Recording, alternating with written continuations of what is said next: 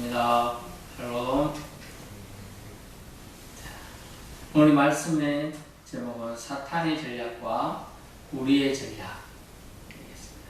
또 다르게 말하면 사탄의 전략과 예수님의 전략이 되겠습니다. 일교차가 큰 날씨 속에서 감기 조심하실 수 있기 바랍니다. 오늘 본 말씀은 제자들에게 고난이 닥쳐올 것이고 그때 제자들이 모두 예수님을 버릴 것이라고 예언하신 말씀입니다. 또한 이런 예언 가운데 우리들에게 닥칠 임박한 고통의 고난에 대해서 대처하시는 장면을 주님이 직접 보여주시게 되는 것입니다. 먼저 우리에게 사탄 마귀는 어떤 전략으로 우리를 마지막 때의 고통의 순간에 고난의 때에 넘어뜨리려고 하는가 우리가 잘 알아야 대처할 수가 있겠습니다. 사탄 마귀의 전략을 보면 크게 두 가지로 본문에 나와 있는데요. 우리가 지피지기면 백전백성이라 이라고 있죠. 사실 백전불태라 이렇게 되어 있어요. 저를 알고 나를 알면 백번 쌓아가지고 패하지 않는다. 패하지 않는 건 사실 뭐예요? 경기를 해보면요. 제가 권투 선수는 안 해봤습니다. 권투를 하면 이렇게 경기를 잘 합니다. 아무리 잘해도 패하지 않는다. 이 단어를 잘 이해해서 승리한다는 거죠. 이긴다는 거죠. 또 무승부가 있어요. 사실 패하지 않으면 방어만 잘해도 이기는 것이 무승부가 있는 거죠. 그런 개념이에요. 사탄 마귀 전략은 아주 교묘한데 특히 우리가 이것을 알아야 잘 대처할 수 있다는 걸 알 수가 있어요. 첫 번째 사탄 마귀가 쓰는 방법은 마지막 때 신자들을 또는 제자들을 하나님 뜻대로 살려고 하는 사람을 넘어뜨리려 하면 첫 번째 작전은 목자를 치는 작전이에요. 목자를 친다. 스가랴 13장 7절에 나오는 말씀인데요. 목자를 침을 통하여 양떼를 흩으리라 라고 나와요. 본 말씀 보십시오. 31절에 그때 예수께서 제자들에게 이르시되 오늘 밤에 너희가 다 나를 버리리라 기록된 바 내가 목자를 치리니 양의 떼가 흩어지리라 하였느니라. 아멘. 그렇습니다. 사실 목자, 다른 말하면 리더라고 할 수 있죠. 오늘날 목회자를 치게 되면 그 목회자의 말씀의 꼴을 먹고 있는 권역 안에 속해 있는 백성들 또 신자들은 흩어지게 된다. 사실 저는 이런 것을 많이 목격했습니다.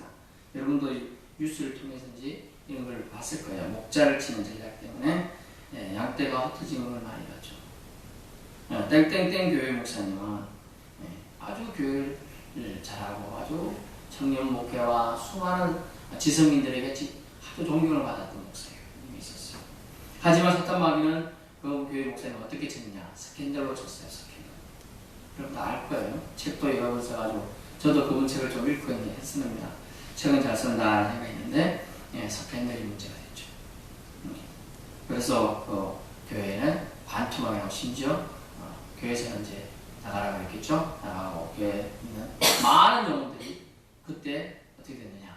많은 영혼들이 기독교를 버리는 일까지 발생했어요. 다른 종교로 가다. 심지어 믿었던 목사님 저럴 줄이야. 이렇게 하고 갔어요. 흩어지게 되죠. 그 목자를 치는 전략이 또 제가 이제 모교회지만은 그 목자를 치는 전략이 뭐냐? 목사님이 아주 선교지에 갔어요. 그런데 어떻게 했습니까? 목사님들과 그 교회가 거기 가서 격려차 같은 모든 목사님과 사모님들 사고로 다 죽었어요. 10명이 쌌다.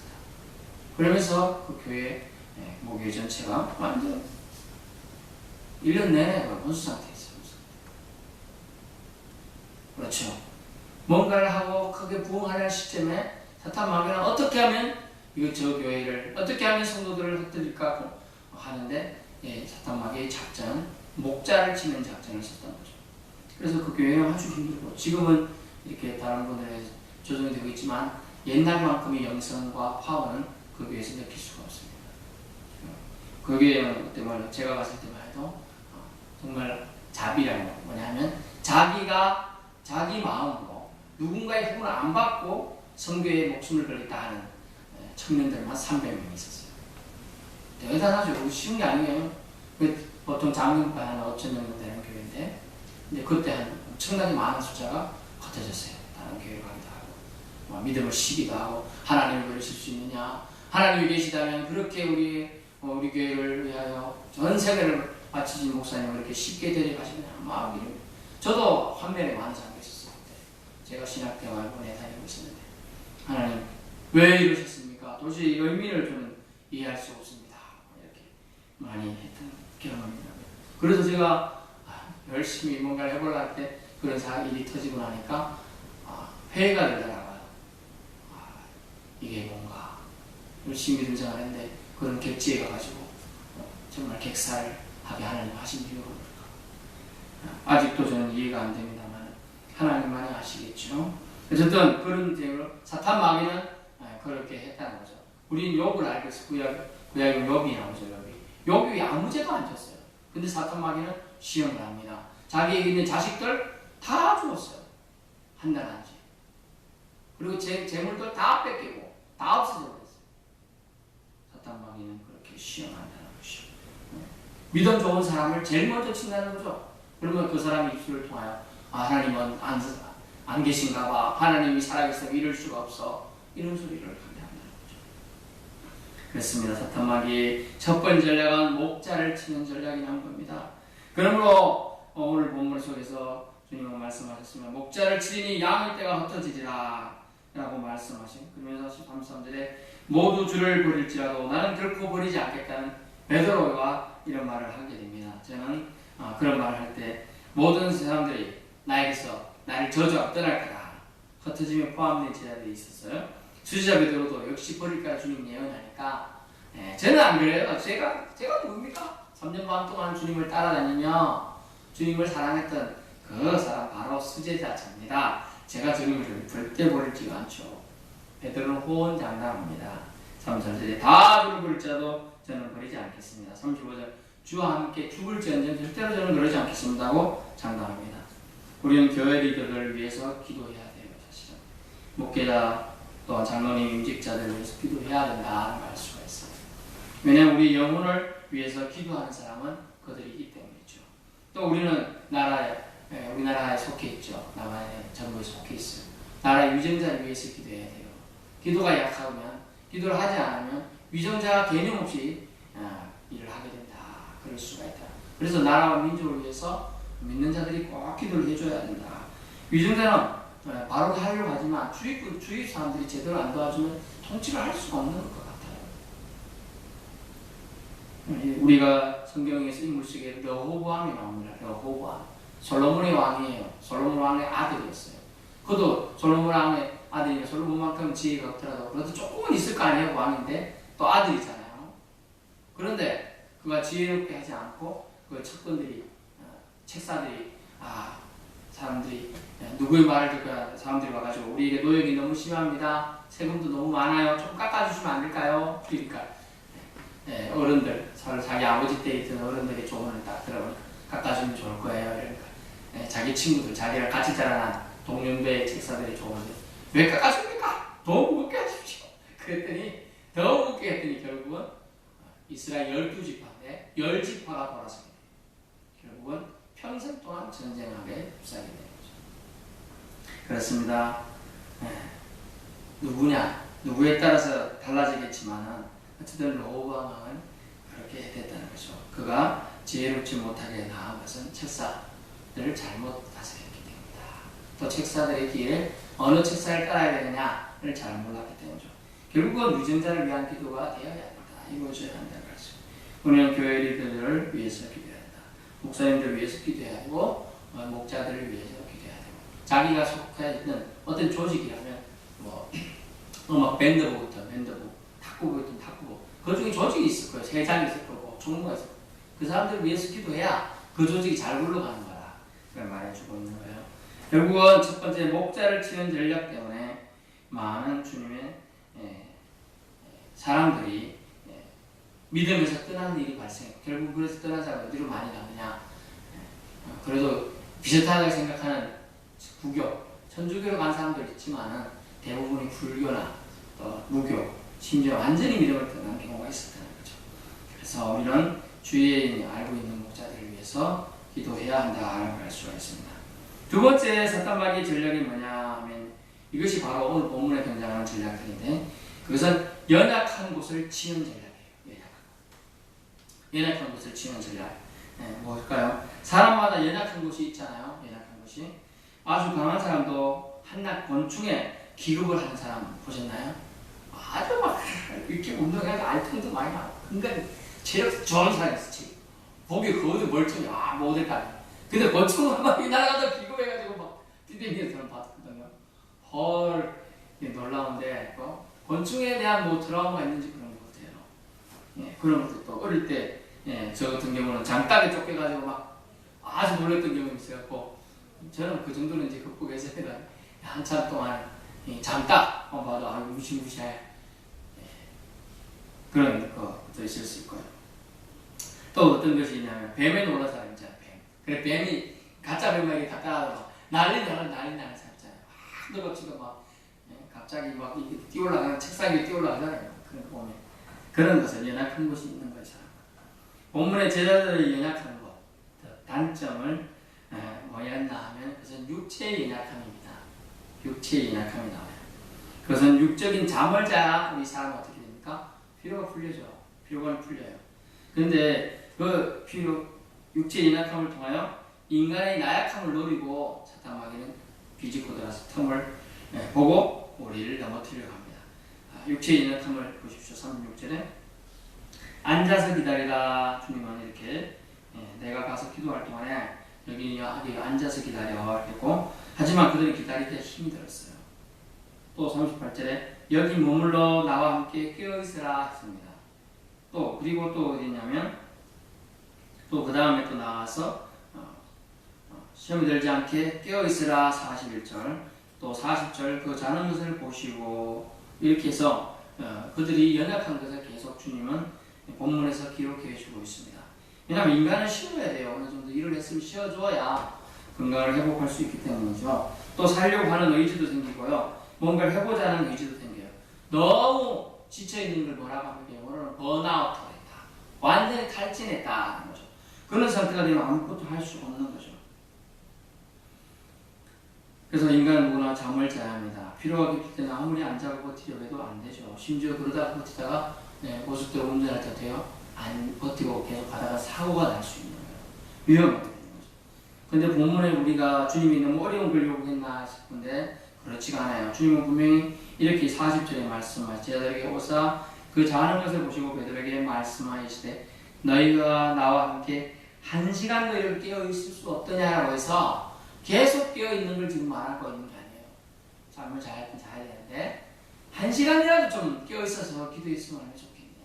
너희 영적인 삶을 위해 영적인 싸움이 이제 펼쳐질 건데 그 싸움을 위해서 준비하는 그 1시간이 너에게 없느냐라고 지금 얘기하고 있는 거예요. 그 1시간 때문에 너희가 이후에 30년, 40년이 뒤바뀔 수 있다라고 얘기하고 있는 겁니다. 실제로.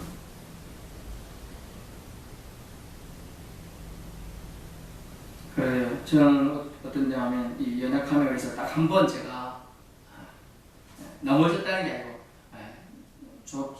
잤다 저희들한테 졸아봤습니다. 그래가지고 저는 이렇게 피곤하면 이렇게 될 수 있다는 걸 제가 겪었는데 언제냐면 군대에 있을 때입니다. 야간 경계근무를 쓰고 있었어요. 근데 보통 야간 경계근무는 술 먹으러 돌아가기 때문에 술 취할 때가 있어서 절대로 그럴 일이 없습니다. 근데 훈련 나갔죠. 제가 훈련 나갔습니다. 딱 나가서 정말 더 그때 한겨울 있어요. 진짜 영하 한 17도 정도 되더라고요. 그러니까 구두가 군하라는데 그걸 나가려고 할 때 우리가 실수로 침대 안에 들어가지고 꼭 안고 앉으면 구두가 얼어요. 그러면 그 신발 신는데 발이 안 들어가요. 발이. 근데 실수로 이제 전에 그렇게 해서 자는데 극적 낑겨서 신었습니다. 이렇게 쓰고 있었습니다. 이제 자기 근무시간 1시간 됩니다. 다 섰어요. 근데 그 다음 근무는 누구냐면 고참이에요. 그것도 제일 무서운 고참. 깨웠죠. 김 병장님 일어나셔야 됩니다. 그런데 안 일어나죠.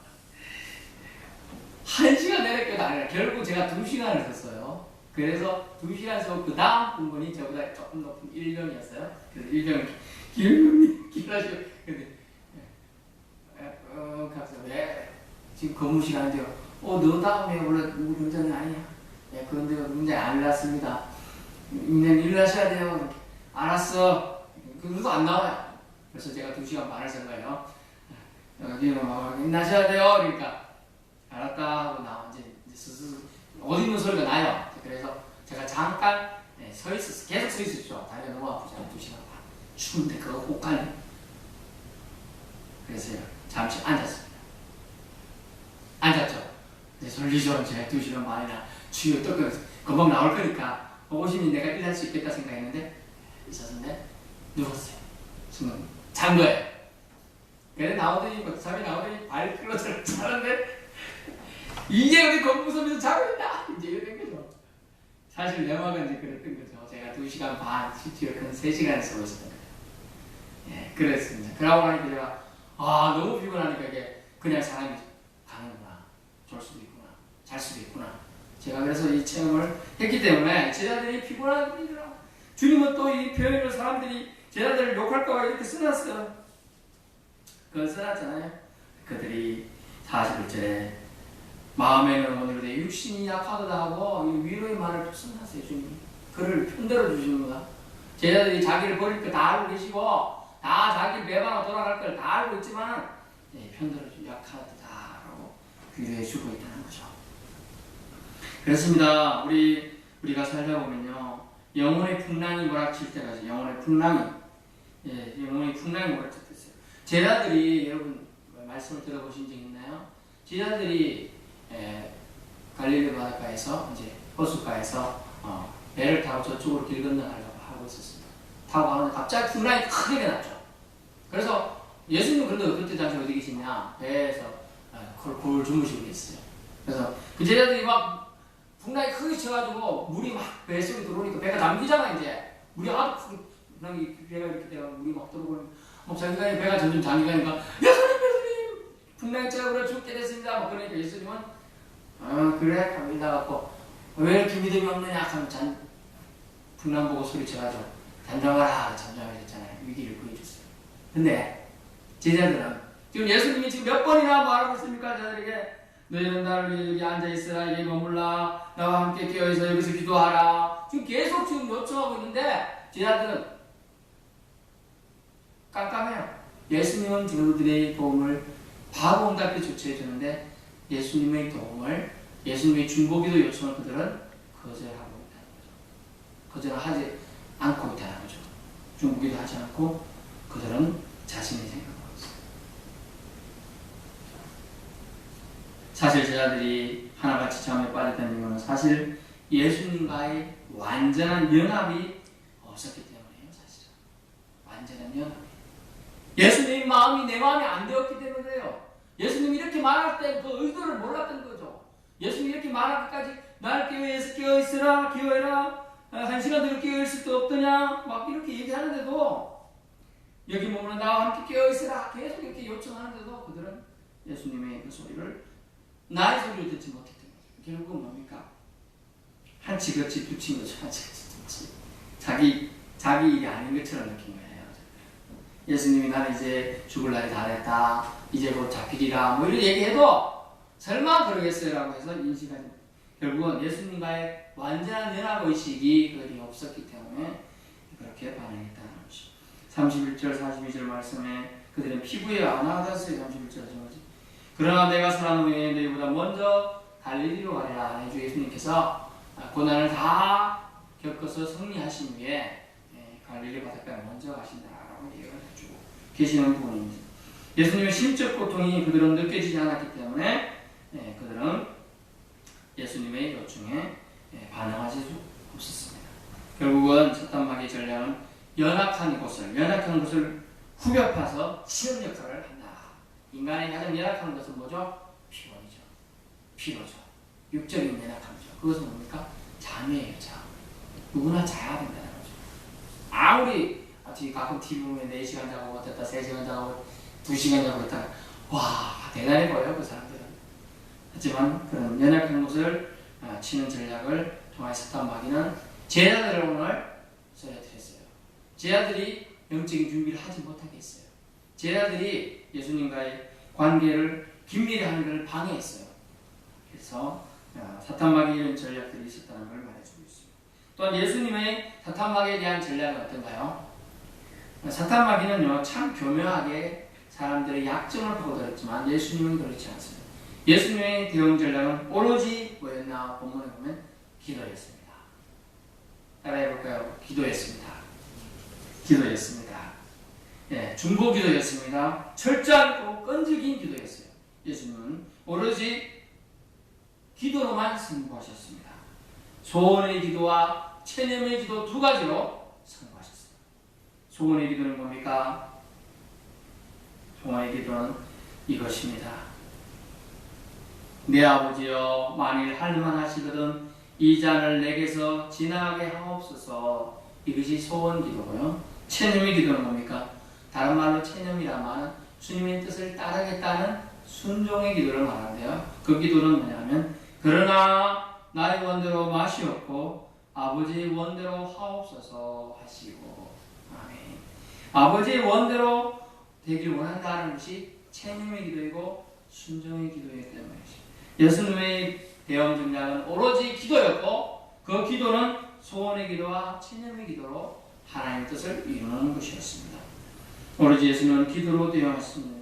근데 주님은 어떤 기도를 드리셨을까요? 어떨 때 또한 기도를 했을까요? 그것은 이렇게 나옵니다. 본문에 예수님은 이럴 때 기도하셨습니다. 첫째는 고민하고 슬플 때 기도하셨다. 37절 38절 보세요. 베드로와 세베대의 두 아이를 데리고 가실 때 고민하고 슬퍼하사 38절에도 내 마음이 매우 고민하여 죽게 되었으니 여러분 고민이 얼마나 깊으면 죽을 정도일까요? 여러분 심하지 않아요? 고민이 엄청나게 심해지면 사실 밤만 입만 아무것도 없잖아요. 잠도 자기 싫잖아요. 또 너무 불하니까 막 손발도 막 저리고 그렇지 않던가요? 저는 비순환이 안 된다 생각하고 제가 이제 나이가 들어서 뒷목도 막 땡기고 막 그렇던데 고민이 너무 심하면 그렇다는 거예요. 고민이. 그래서 뭐냐 하면 고민하고 슬플 때 걱정되시오. 고민해야 되죠. 하지만 우리는 걱정하고 고민될 때 고민하고 또한 슬픔이 심할 때 예수님이 기도하셨듯이 우리도 기도해야 한다는 걸 알 수가 있습니다. 혼자 고민하지 말고 하나님께 괴로운 심정을 아뢰어보세요. 아버지 하나님 아버지 되신다고 했잖아요. 아버지 하나님께서 저에게 말씀하셨잖아요. 아버지가 아빠 되시고 날 자녀라고 말씀해 주시는데 제가 이런 고민이 있습니다. 내가 이것 때문에 너무 슬픕니다. 사람들이 날 조롱합니다. 사람들이 날 핍박합니다. 주님 어떻게 해야 됩니까? 제 마음을 살펴보십시오. 이렇게 아뢰야 된다. 아뢰면 하나님께서 그 고민을 다 들어주신다는 거죠. 다 듣고 계신다는 거예요. 그럼 하나님께서는 그 눈길을 그 사람을 향하여 주목하고 계신다. 그러므로 예수님처럼 우리도 고민하고 슬플 때 기도해야 될 줄로 믿습니다. 두 번째 또 어떤 때 기도해야 되나 하는 것을 오늘 보여주셨는데 시험이 들지 않도록 기도해야 하는 걸 알 수가 있어요. 본문 말씀 속에 41절 시험에 들지 않게 깨어 기도하라 라고 말씀하셨습니다. 예수님의 대응질과 기도법은 시험이 들지 않도록 우리가 기도하기를 원하고 계셔요. 주기도문에도 나오죠. 시험에 들지 말게 하옵시며 라고 했죠.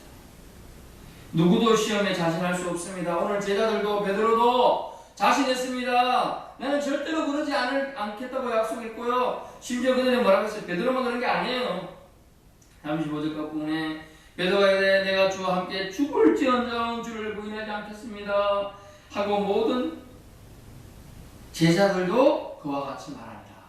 제자들도 똑같이 말했다는 걸 알 수가 있잖아요. 누구도 시험에 자신할 수 없어요.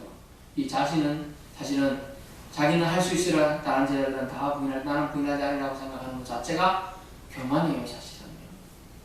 사탄 마귀는 절대로 그런 사람을 용납하지 않아요. 내가 3년 방문한 동고동락했지만은 위기 순간에 우리가 주님을 버리지 않는다는 누가 장담할 수 있습니까? 아무도 그럴 수 없다는 거죠. 심지어 제자들도 넘어졌습니다. 베드로도 넘어졌습니다. 수많은 목사님들도 시험에 빠져 넘어졌습니다. 기도하면 주님이 시험 당할 때 감당할 힘과 피할 길을 주신다고 말씀하셨어요. 그래서 저는 고린도전서 10장 13절을 읽어드리겠습니다. 고린도전서 10장 13절 사람이 감당할 시험 밖에는 너희가 당한 것이 없나니 오직 하나님은 미쁘사 너희가 감당하지 못할 시험당함을 허락하지 아니하시고 시험당할 즈음에 또한 피할 길을 내사 너희로 능히 감당하게 하시느니라. 아멘. 이렇게 말씀하셨습니다. 오직 하나님은 미쁘사 좋으시다 선하시다.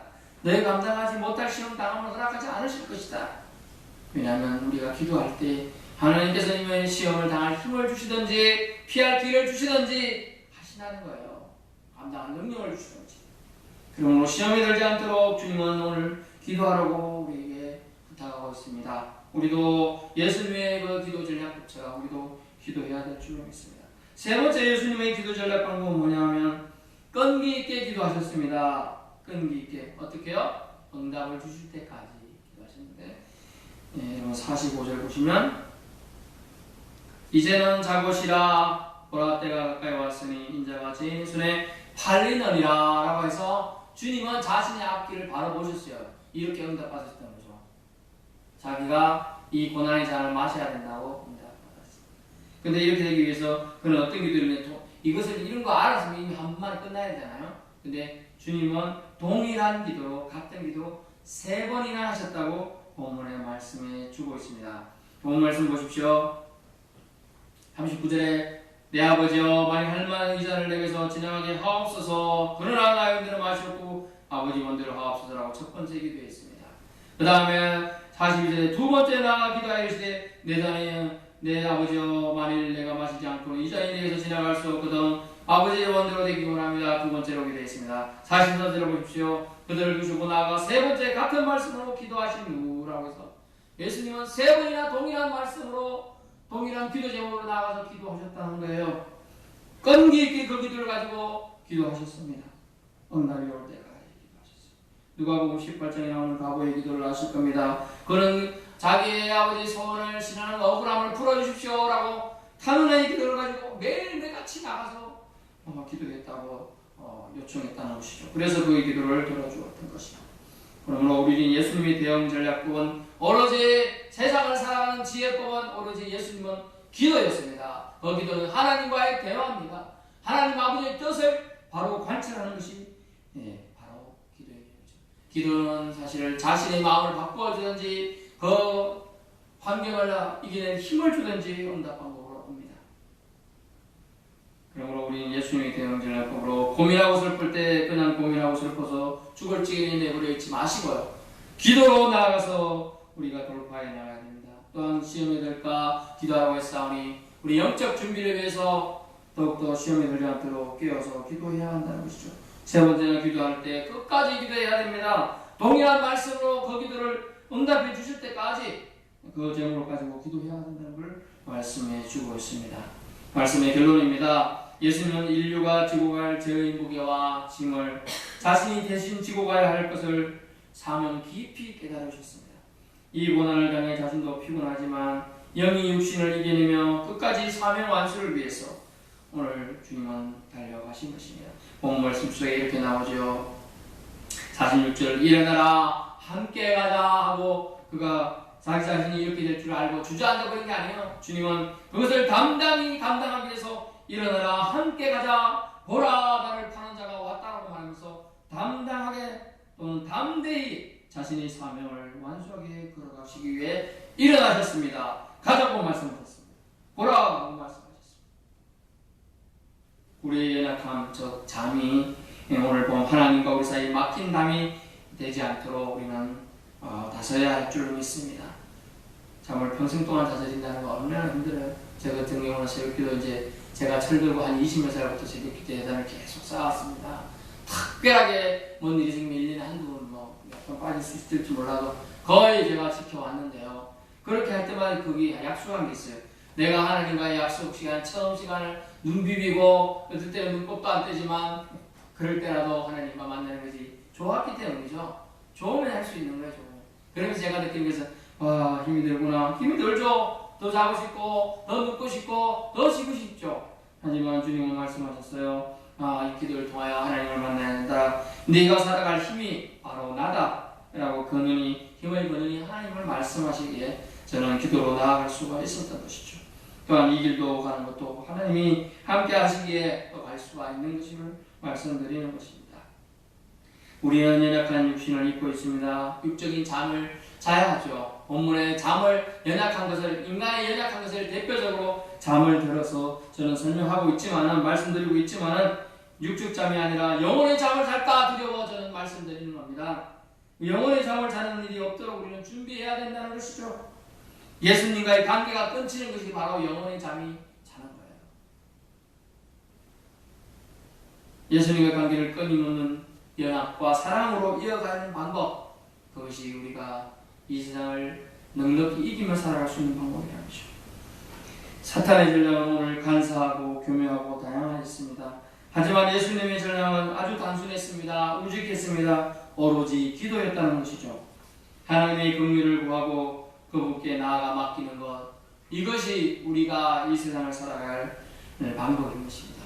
예수님이 보이신 대형 전략 거꾸로 우리도 세상을 기도로서 세상을 이겨내며 돌파해 나가며 승리하실 수 있기를 예수님으로 축원합니다. 사랑해 주님 감사합니다.